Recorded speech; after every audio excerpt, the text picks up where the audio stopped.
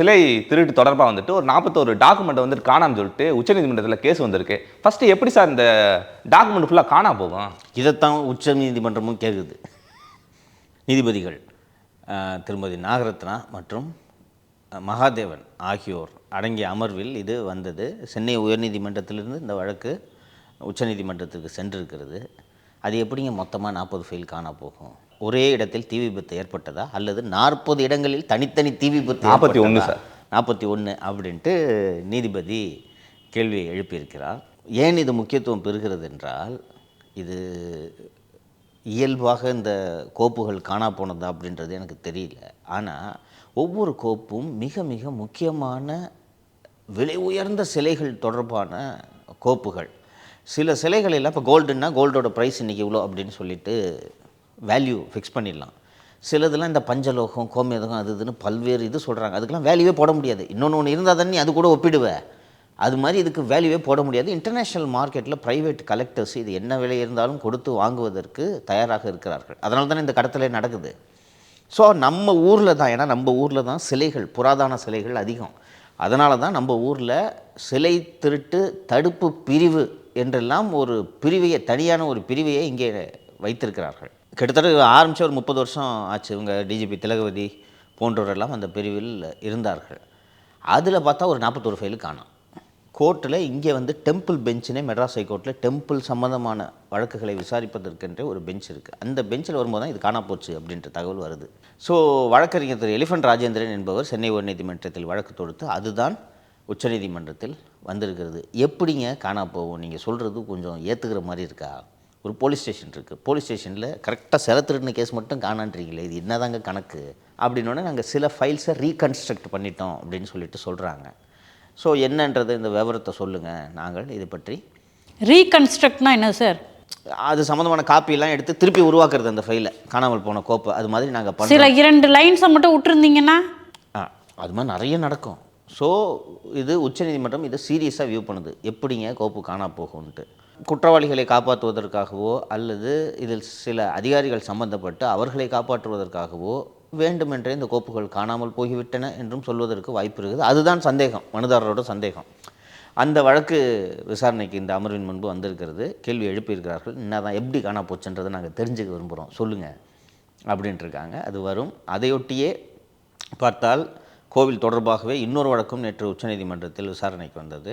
இப்போ கோயில் பணத்தை ஹால்லாம் கட்டக்கூடாது அப்படின்னு சுப்ரீம் கோர்ட் சொல்லியிருக்கு. இதுக்கு முன்னாடி மதுரை ஹைகோர்ட்டே சொல்லியிருந்தது இல்லை சார்? மதுரை ஹைகோர்ட்டு இதற்கு தடை விதித்திருந்ததை எதிர்த்து தமிழக அரசு உச்சநீதிமன்றத்தை அணுகிய போதுதான் அதில் தடை விதிக்க உச்சநீதிமன்றம் மறுத்துவிட்டது. அதில் என்ன பண்ணியிருக்காங்கன்னு பார்த்தீங்கன்னா, அந்த வழக்குக்கு தமிழக அரசின் சார்பாக மூத்த வழக்கறிஞர்கள் முகுல் ரோஹத்கி, ஏகே ஸ்ரீராம், தமிழக அரசின் தலைமை வழக்கறிஞர் PS ராமன், முன்னாள் தலைமை வழக்கறிஞர் சண்முக சுந்தரம் அண்டு இன்னொரு ஜெய்தீப் குப்தா என்று இன்னொரு வழக்கறிஞர், இவங்களுக்கு ஃபீஸ் எல்லாம் மட்டும் 50 லட்ச ரூபாய் இருக்கும் ஒவ்வொருத்தருக்கும் மொத்தமாக. எனக்கு புரியல. இதுக்கு வந்து சட்டத்தில் இடம்லன்னு சொல்லிட்டு மதுரை ஹைகோர்ட் சொல்லிட்டாங்க.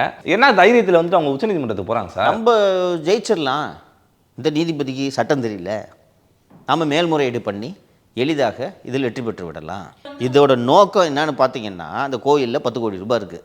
காலேஜ் கட்டுறேன், கல்யாண மண்டபம் கட்டுறேன்னு எடுத்தால் தான் ஏற்கனவே விரிவாக பேசணுமே. எடுத்து இந்த ஒரு சேகர்பாபு அந்த போலீஸ் ஸ்டேஷன் கட்டுறது எவ்வளோ ஆச்சுன்னு சொன்னேன்ல, அதுபோல் அந்த கோயிலில் இருக்கிற நிதியை மொத்தமாக சுரண்டணுன்ட்டு இவர்களுக்கு பார்ப்பதற்கு இது பகுத்தறிவுக்கு ஒரு உகந்த செயல் என்பது போல தோன்றும். கோவில்களில் இருக்கும் நிதியை எடுத்து மாணவர்களை படிக்க வைக்க செலவிடுவது தவறா அப்படின்னு தோணும். ஆனால் இவர்களோட நோக்கம் மாணவர்களை படிப்பிக்க அல்ல, கான்ட்ராக்டர்களை செழிப்பிக்க அப்படின்றது உள்ளே பூந்து பார்த்தா தான் தெரியுது. இன்னொன்று, உங்களுக்கு ரைட்ஸ் இல்லை. சட்டம் என்ன சொல்லுது? அந்தந்த கோவிலோட பணம் அந்தந்த கோவிலுக்கு. எல்லாமே முருகன் கோவில் தான் அப்படின்னாலும் அறுபடை வீடுகளுக்கும் இருக்கக்கூடிய பணத்தை நீங்கள் ஒன்றாக்க முடியாது. பழனி தனி, வேறு என்ன அறுபடை வீடு, மருதமலை தனி, இது போல் ஒன்றும் தனி. நம்ம முன்னாடியே பார்த்தோம் சார், பல கோயிலில் கழிப்பற வசதி இல்லை, எதுவுமே இல்லை. ஸோ இவ்வளோ பேரை வந்து இவ்வளோ மூத்த வழக்கறிஞர்களை நியமித்ததுக்கான இதுக்கு ஒரு 50 லட்ச ரூபா ஃபீஸ் ஆயிருக்குன்னு வச்சுங்க. இந்த 50 லட்ச ரூபா இந்த கோயில் பணம், புரியுதா? அப்புறம் அந்த கோவில் சார்பாகத்தானே வழக்காடப்படுகிறது. அரசுகிட்ட ஏது நிதி? அப்போ எப்படி கொள்ளையடிக்கிறாங்க தெரியுதா? எப்படிலாம் பணத்தை வீணாக்குறாங்கன்னு பாருங்க வீணாக்குறாங்க சார். பாருங்கம்மா, ரொம்ப அழகாக சொன்னீங்க, வீணாக்குறாங்க. இப்போ ஒரு தம்பி சொன்னார் கழிப்பிட வசதின்னு. நான் என்ன சொல்கிறேன், இன்னொரு கோவிலுக்கு கழிப்பிடம் இல்லைன்றதுக்காக இந்த கோயிலில் இருக்க பணத்தை எடுத்து அந்த கோவிலுக்கு கழிப்பிடம் கட்டி கொடுத்தா கூட அது ஒரு சேரிட்டி அப்படின்ட்டு கொண்டு போயிடலாம். நீ போய் வக்கீல் ஃபீஸ் கொண்டு போய் கொடுக்குறீங்க 30-50 லட்ச ரூபாய், அதுவும் எதுக்கு இத்தனை சீனியர் கவுன்சில் எதுக்குப்பா? ரோஹித்க்கு ஒருத்தர் போதாதா? நான் இப்போ படித்த என்ன பேர்லாம் இத்தனை மூத்த வழக்கறிஞர்கள் எதுக்கு? அப்போ இவ்வளோ மூத்த வழக்கறிஞர்லாம் கொண்டு போய் நிறுத்தினீங்கன்னா சரி, இவ்வளோ சீனியர் கவுன்சில் சொன்னாங்கன்னா கரெக்டாக தான் இருக்கும், நீங்கள் எடுத்து மேரேஜ் ஆள் கட்டுங்க அப்படின்னு சொல்லிடுவாங்களா? வழக்கறிஞர்களுக்கே தெரியும் சார், போனால் எப்படி அந்த கேஸ் நிற்காதுண்டு. அட்டெம்ப்ட் சொல்ல முடியாதுல்ல கோர்ட்டில். அப்படி பார்த்தா கன்வின்ஸ் ஆகலாம். உங்களுடன் ஸ்டாலின் இங்கே தடை பண்ணாங்க, அங்கே அக்செப்ட் பண்ணாங்கல்ல. ஸோ அது ஒரு சான்ஸ் எடுக்கலாம் என்று அவர்கள் போகிறார்கள். எப்படி அரசு பணம் வெட்டியாக செலவாகிறது என்பதை இதிலிருந்து புரிந்து கொள்ள வேண்டும். சேகர்பாபுக்கு என்னென்னா, போகிறதுக்குள்ளே அந்த கோயில் உண்டியலில் இருக்கிற காசை கூட விட்டாமல் சுரண்டி எடுத்துன்னு போடணும். அதுதான் இந்த வேலை. ரொம்ப எளிதாக பிஜேபி இந்துக்களின் எதிரின்னு இவங்களை திருப்பிட்டு போயிடுவாங்க. இதோட சீரியஸ்னஸ் புரிய மாட்டேங்குது இவங்களுக்கு.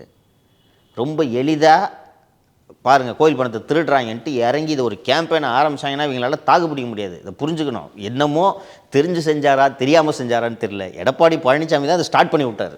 அது அப்படியே டிபேட் ஆச்சு. இந்த தேர்தல் நெருங்குற நேரத்தில் இந்த மாதிரி கோயில் பணத்தை எடுத்து கான்ட்ராக்டரோட சேர்ந்து கொள்ளையடிக்கிறதுக்கு சேகர்பாபு இந்தந்த கோயிலெல்லாம் இவ்வளோ ரூபாய் எடுத்துட்டாருன்னு சொல்லிட்டு விவரத்தை எடுத்து வெளியிட்டாங்கன்னா ரொம்ப எளிதாக பிஜேபி இந்துக்களின் எதிரி திமுக நிறுவிடுவாங்க. இன்னொன்று, ஏற்கனவே இந்த லைன் தான் அவங்க எடுத்துருக்குறாங்கன்னு நினைக்கிறேன். வழக்கமாக கிறிஸ்டினையும் முஸ்லீமையும் தான் திட்டுவாங்க. ஆனால் இந்த முறை இந்து முன்னணி மாநாடு நடந்துச்சு இல்லையா மதுரையில், இந்த முருகன் மாநாடு, எந்த மாநாடு? முருகன் மாநாடு நடந்ததல்லவா? அந்த மாநாட்டில் நாத்திகர்களை தான் அவர்கள் விமர்சனம் செய்தார்கள் என்பதை நாம் பார்க்க வேண்டும். கரெக்டாக வழக்கமாக பாய்கிட்ட தான் சண்டை எழுப்பாங்க. இந்த வாட்டி அது மாதிரி இல்லாமல் நம்பிக்கை இல்லாதவர்கள் ஏன் எங்கள் நம்பிக்கையை சிதைக்கிறீர்கள்ன்ற ஒரு லைன் எடுத்தாங்க. அப்போ அதோட டார்கெட்டு திமுகன்றது புரிஞ்சிச்சு. தேர்தல் நெருக்கத்தில் கையில் எடுத்தாங்கன்னா தாங்க மாட்டாங்க. இத்தனை வாட்டி வேலை கையில் தூக்கினாலும் ஜனங்க நம்பாது.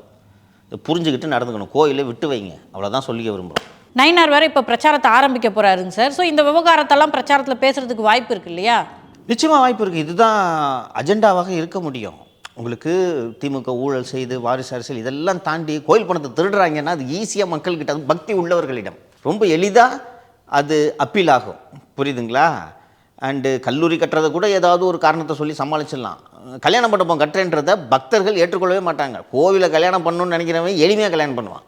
பணம் இருக்கிறவங்க போய் ஏவிஎம் ராஜேஸ்வரிலையோ ஜிஆர்டிலையோ ஈசிஆரில் கிழக்கு கடற்கரையில் அது என்னது டெஸ்டினேஷன் வெட்டிங், அதுக்கு பேர், புதுசாக இடத்துக்கு போயிட்டு துட்டு இருக்கிறவங்க பண்ணிக்குவான். காசு இல்லாதவன் தானே கோயிலில் போய் கல்யாணம் பண்ண போகிறான். கோயிலில் கழிப்பறை இல்லை, நீங்கள் கட்டுற கல்யாண மண்டபத்தில் என்னென்ன ஃபெசிலிட்டி இருக்கும்னு நம்புறது. ஏமா கோவிலேருந்து 100 கிலோமீட்டர் தள்ளி கல்யாண மண்டபம் கட்டினா இது என்ன கணக்கு? இது அது சார் சுப்ரீம் கோர்ட்டில் போய் என்ன தெரியுமா ஆர்கியூ பண்ணுறாங்க, அதாவது நாங்கள் வந்து ஏழைகளுக்கு குறைந்த கட்டணத்தில் நாங்கள் வாடகை கூட போகிறோமா அந்த கல்யாண மண்டபத்தை. எப்படி விடுவாங்க பாரு. அப்போ கூட எப்படி சார் சுப்ரீம் கோர்ட் வேணான்னு சொல்லிடுச்சு? என்ன சொன்னாங்கன்னா, நீங்கள் கோயில் பணத்தில் அதில் ஒரே ஒரு அப்சர்வேஷன் மட்டும் சொன்னார். கோயில் பணத்தில் எடுத்து நீங்கள் கல்யாண மண்டபம் கட்டுறீங்க, கல்யாண மண்டபத்தில் ஒரு ஆபாச சினிமா பாடல் போட்டாங்கன்னா பக்தர்கள் என்ன வாங்கன்ட்டு கேட்டுட்டார் ஜட்ஜு. கல்யாண மண்டபம் கட்டுறீங்க, அதில் பக்தன் தான் வந்து நடத்தணுன்ட்டு இல்லை, திருமணம்னாலே ஒரு கேளிக்கை ஜாலியாக இருக்கும், ஓகேவா? அது திருவிழா மாதிரி கொண்டாடப்படும். அங்கே ஜாலியாக 2 சினிமா பாட்டை போட்டுட்டு இருந்தானே சாமி கும்பிட வரவன் என்ன ஆவான், எதுக்கு அந்த வேலை பார்க்குறீங்கன்னு சொல்லிட்டு இருந்தாலும் நாங்கள் விசாரிக்கிறோம். ஆனால் உயர்நீதிமன்ற தீர்ப்புக்கு தடை விதிக்க முடியாது அப்படின்றத தெளிவாக சொல்லிட்டாங்க. நாங்கள் அதை விசாரிக்கிறோம், என்னன்றதை விசாரிக்கிறோம். Will just go into that appeal, but stay கொடுக்க முடியாது என்று சொல்லிவிட்டார்கள். இவர்களோட நோக்கம் ஸ்டே கொடுத்துருந்தாங்கன்னா சுரண்டிடலாம். ஏன்னா டெண்டர் விட்டு அப்படி அப்படியே நிற்கிது, புரியுதா? ஒரு 10 கல்யாண மண்டபம் இருக்குன்னா 10 கல்யாண மண்டபத்துக்கும் டெண்டர் விட்டு அட்வான்ஸ். இங்கே இந்த திமுக கவர்மெண்ட்டில் இருக்கக்கூடிய ஒரு சிறப்பம்சம் என்னென்னா, லஞ்சத்தை மொத்தமாக வாங்கிடுவாங்க. வேலை முடிஞ்ச பிறகு இந்த பார்ட்டில் வாங்கிக்கிறது மொத்தமாக எடுத்துனுவான். இது எந்த அளவுக்குலாம் போகிறாங்கன்னா, இவங்ககிட்ட லஞ்சத்தை வாங்கிக்கிட்டு கான்ட்ராக்டை உங்கள்கிட்ட கொடுத்துருது. இப்போ போய் நிதிச்சு கேட்டால் அப்படின்னா என்ன சார் அடுத்த டெண்டில் பார்த்துக்கலாம் பாப்பா. அதனால வாங்கின அட்வான்ஸுக்கு என்ன பதில் சொல்கிறதுன்னு தெரியாமல் தான் இவ்வளோ அவசரமாக போய் ஆர்கியூ பண்ணி ஆர்டர் வாங்கிட்டு வாங்கன்னு போட்டது. இது ஒரு பெரிய பின்னடைவு சேகர்பாபுவுக்கு.